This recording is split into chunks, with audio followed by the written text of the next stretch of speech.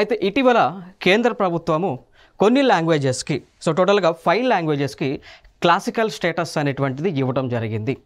కేంద్ర ప్రభుత్వంలో ఉన్నటువంటి మినిస్ట్రీ ఆఫ్ కల్చర్ ఏదైతే ఉందో కేంద్ర సాంస్కృతిక శాఖ వారు 5 లాంగ్వేజెస్ని క్లాసికల్ లాంగ్వేజెస్గా గుర్తించారు. ఆ లాంగ్వేజెస్ ఏంటో ఒక్కసారి చూద్దాం. ఒకటి అస్సామీస్ అనేటువంటి ఒక లాంగ్వేజ్. అస్సాం రాష్ట్రానికి చెందినటువంటి అస్సాంలో మాట్లాడుతున్నటువంటి అస్సామీస్ లాంగ్వేజ్కి క్లాసికల్ స్టేటస్ని ప్రభుత్వం ఇవ్వడం జరిగింది. తర్వాత చూసుకున్నట్లయితే బెంగాలీ భాష వెస్ట్ బెంగాల్ ప్రాంతంలో మాట్లాడుతూ ఉంటారు. మరాఠీ భాష దీనిని మహారాష్ట్రలో మాట్లాడుతూ ఉన్నారు. పాలీ లాంగ్వేజ్ ఇది ఒక ఏన్షియంట్ లాంగ్వేజ్గా మనం చెప్పుకోవచ్చు, ప్రాచీనమైనటువంటి భాష. దాదాపు సంస్కృతం ఏ విధంగా అతి ప్రాచీనమైనటువంటిది ప్రపంచ దేశాలలో ఉందో అదేవిధంగా పాలీ లాంగ్వేజ్ అనేటువంటిది కూడా ఒక ఏన్షియంట్ లాంగ్వేజ్. తర్వాత ప్రకృతి అనేటువంటి ఒక లాంగ్వేజ్.